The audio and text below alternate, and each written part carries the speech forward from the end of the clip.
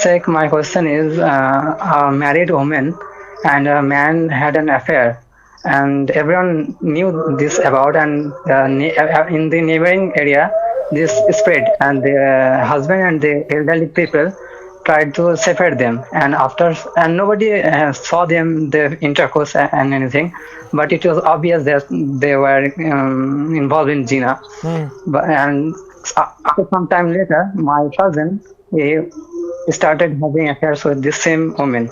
And again, the elderly person and the husband tried to separate them. But my auntie and some people started to support my cousin. So I commented that don't support them, but rather he should be punished because he committed zina according to Islam. But now my question is, did I accuse them of zina because I didn't saw them doing that? Yeah, Abdul Aziz, your question entails a lot of things. For instance, number one, when you say a woman who's married and who's committing zina and everybody knew it. In Islam, we don't go by rumors. We don't go by everybody knows it. We go by witnesses. Was she seen by at least 4 men committing intercourse outside marriage? No. Then we can never accuse any person with the act of zina without this condition. You can say that she was seen with a man, she goes out with this or with that, but when you say zina, that's a big word.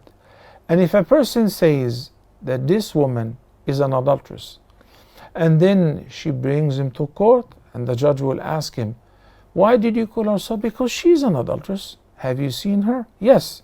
Do you have 3 more witnesses? No. Then he will be punished.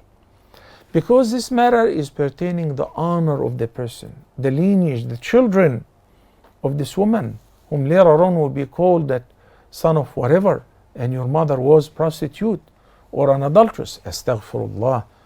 So be careful, Habibi. Okay? Secondly, when somebody knows that there is a mistake, whether an act of fornication or lesser than that, and people are supporting the perpetrators despite the fact they know that this is a sin, but because he's our son, she's our daughter, they support them wrongfully, they're as blameworthy. Why? Because the Almighty Allah said, وَلَا تَعَاوَنُوا عَلَى الْإِثْمِ وَالْعُدْوَانِ. And the Almighty Allah said, وَلَا تَكُنْ لِلْخَائِنِينَ خَصِيمًا. I should not argue on behalf of the traitors, the sinners. If they're sinners and they deserve the punishment, step back. You don't give a false testimony. You don't try to prove their innocence. As long as you are not part of it, those who have seen the sin and admitted and they presented their testimony, they are liable before the court and before the Almighty Allah. But to defend somebody who's involved in a major sin, regardless whether he is a sinner or not, this is haram. That applies to the lawyers.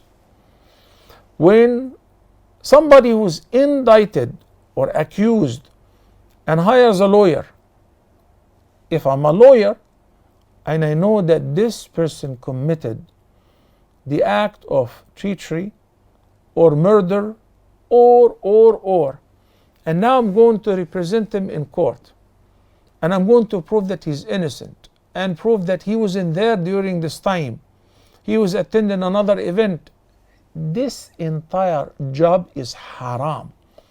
And if he was defending a criminal, a killer, he is a killer like him. I hope the message goes across and people understand what I mean. Do not defend somebody who is already indicted and it is proven that he has committed a sin. Somebody who is innocent or there is no proof, yes, I will support him, I will defend him, whether he is related or not. But if it is known that this person has committed this sin or this crime, they deserve the punishment, you step back. Let the law deal with it.